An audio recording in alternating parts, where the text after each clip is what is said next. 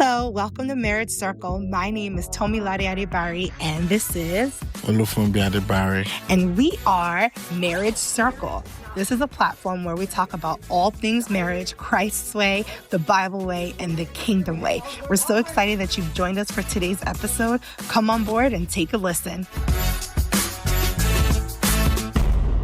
Hey guys, welcome back to Marriage Circle.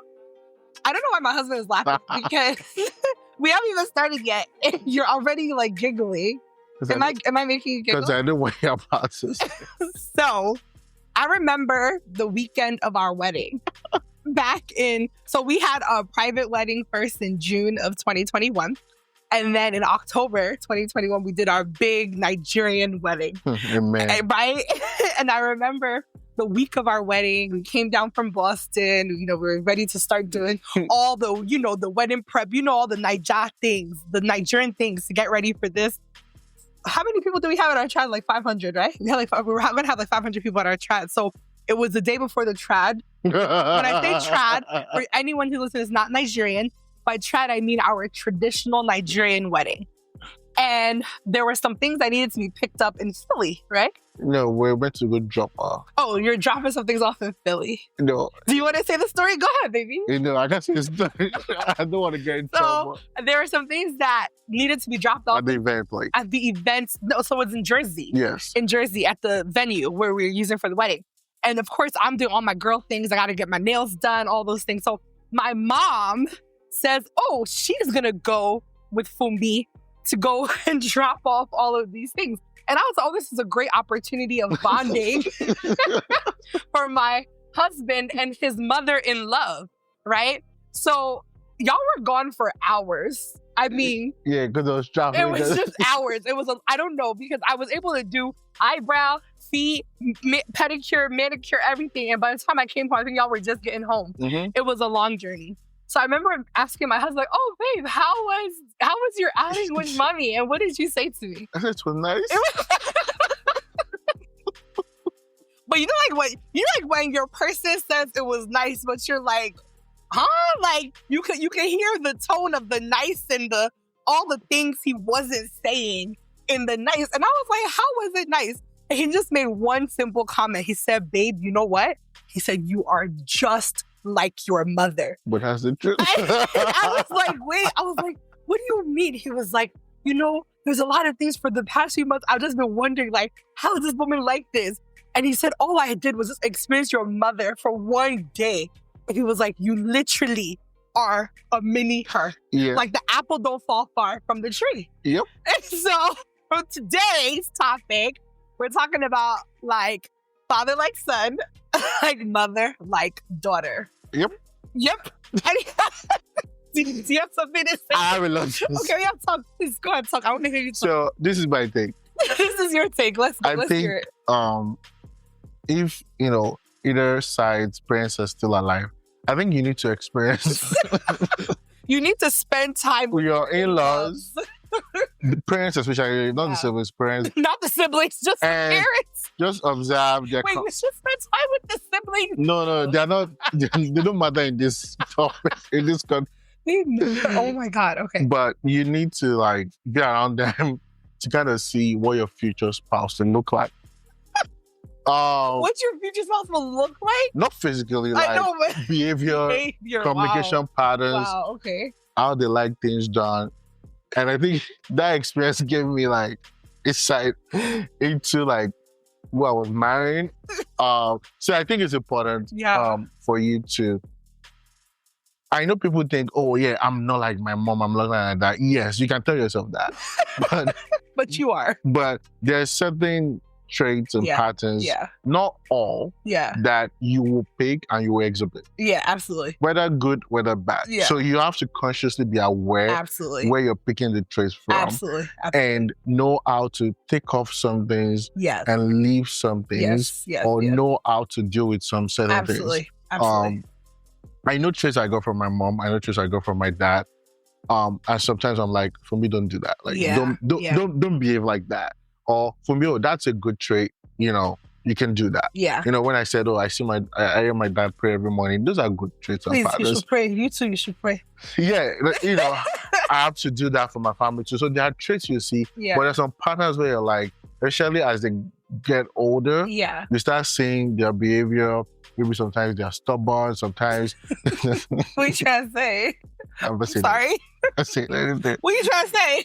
They're stubborn, or they raise their voice. Those things are things that you have to be aware of, and you have to consciously start working on. You can't be ignorant of the device of the enemy and say, "Oh, I will never do." That's not what we're talking about here. We're talking about real stuff like father, like son, like mother, like daughter. If your mom likes to be on the phone a lot, there's a chance you're just gonna be on the phone as well. And you would think you wouldn't do it until you start doing them. You don't remember what you said? You were like, "Babe, she wanted to talk the whole time," and I was like, "Yeah, because that's so normal." Like, I always want to talk all the time. And he was like, no, because I think when we first met, I think you were like shocked at like how much I talk. Yeah. Like, because I can talk. And like, I think so, especially when we first got married, like after we had the wedding surprised. And we were now like living together, and it was like, wow, this girl, like I could talk 24/7. Yeah. And you wanted these like quiet moments, and it was like, so you don't stop? And I'm like, when I'm sleeping, Yeah, I think that's why. I think that was why you were so shocked when you drove with her, and you were just like, she just had stories. She wanted feedback. I'm like, well, yeah, because it's like a dialogue. She doesn't want to talk to herself. I come from like family. You guys are really quiet, like father, like like father, son. Exactly. So your dad is like that. My dad doesn't talk much. When I'm on call with him, we don't talk much. Oh my God! Not because we don't love we don't love one another in my family, but our conversations are like pretty like. I remember when we first met, and I know your dad calls you every Sunday afternoon. He still calls every Sunday afternoon after church. Daddy will call us. And I remember the first couple of weeks I would witness these calls, and I'm like, I would time it. 49 seconds, y'all done? Yeah, like 1 minute, 18 seconds, y'all done? Like, how are you done your whole conversation? Because your life and well, your life and well. Like, y'all are truly men of few words. And it was just so shocking because when I went to Nigeria in 2024, last year, to meet him, I was like, wow. This is my husband's father. Like, this is him. Like, this is where, like, the apple and the tree, like, they're right next to each other now. And it's like, you're seeing how, like, the apple didn't even roll away. It's like, let me just stay right here in the shade of the tree.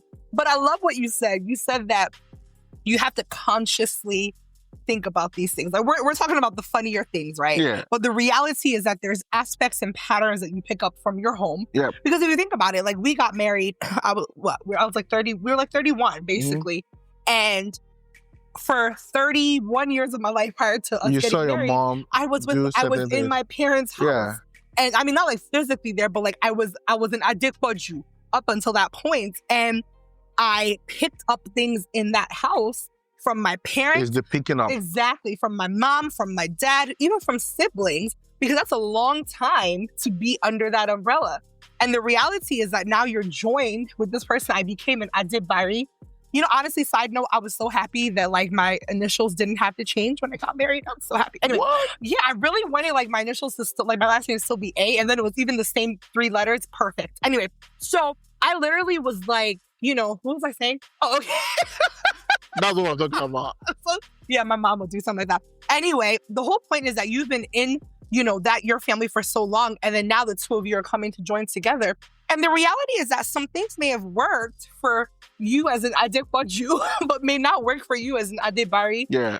Like I have to change too. Yeah, and that's what I'm saying. It's on both sides. It's not just like the woman, it's the man too. You have to look at the sides, the traits that you've picked up from, you know, mom, from dad, and see, okay, is this glorifying to God, number one, right? Because really at the end of the day, who we really should be emulating is Christ. Yes. And using the word as our model for our behavior, our character. So if there are parts of our behaviors, our characters, our patterns that it's like, that's more familial, not really biblical, not really Christ-like, and it's also not building my marriage and my home, then I need to make a conscious effort and conscious decision to take those things out and work on them. Yeah. You know, like you said something funny, but it's true. We grew up, like my mom was always, she still is always on the phone. Like every time she's here, like my mom stayed with the earpiece in her, because at any given time, she's talking to one of her sisters, one of her cousins.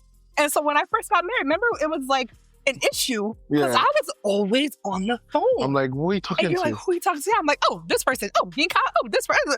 And it was like, okay. And I didn't really realize initially that it was a problem until like I would notice after I get off the calls, my husband has like completely shut down. I'm like, you spend the whole evening on the phone. But I mean, I just love talking. But I realized that, you know what? This pattern that I've picked up from my family, from my mom specifically, it doesn't work. My dad was able to figure it all out, but you know, their generation was just different. But like, I knew that it wasn't something that was good, especially for us being early in marriage too. It wasn't something that was good, that was building us up. So I had to actually make like a very conscious effort to say, you know what, let me limit the phone calls in the house. Let me make most of them when I'm driving. You know, or like you do the most of the calls when you're driving. I do most of my calls when I'm driving. And when I call you when you're driving, and then when he's calling me, I don't pick up because I'm like, bro, you know I'm making my calls right now because I'm trying to respect our household and not do it while we're in the house. You know, but honestly, I think it's just really important for, you know, once you enter that phase of marriage, you know, start to refine yourself with the power of God. Like ask the Lord to search you. What parts of you are not glorifying to Him and are not helpful to your home? Yeah, I think I will give 2 examples. If you see your dad like opening door for your mom, there's a chance that you're going to do that for your wife. Yeah, absolutely. If you see your dad, when your mom is talking to him, is watching TV and not paying attention, there's a chance you're going to do the same thing. Yeah. So we just have to be careful that we don't say, oh, this is who I am. No, that's who you learn to be. Learn to be, exactly. And that is important. That I love that. That was a bar, baby. Good job. That's what you've learned to be. That you have to consciously like take away the things that are not good and leave the things that are good. And also make sure your partner is, you know, like now I've had to adjust to say, okay, you know, sometimes you're talking to me, I'm like, not responded. Yeah. And you're like, why are you gonna respond? And I'm like, you gonna respond? And I'm like, I'm listening to you. And like, no, you need to say something. But I also have to adjust, knowing that that's what you like. Yeah. Like, I could sit down with my brother for like 2 hours and we're not saying. And y'all don't say, and I think that's absolutely crazy because there's no way I'm going to be in the same room with any of my siblings for even 10 minutes. You don't. I wouldn't say anything. But again, it's just how we all grew up and it's very different. Remember there was a day you were like, have you checked on your brother this week? I was like, are y'all good? And he's like, okay. Meanwhile, I talk to some of my siblings like 3 times a day. Yeah. You know? So anyway, I think I'll get the gist. Okay. Like mother, like daughter, like father, like son. But really, it should just be like, Tomi like Jesus, like Fumbi like Jesus. Let's all be like Jesus so we won't have these problems and issues within the home.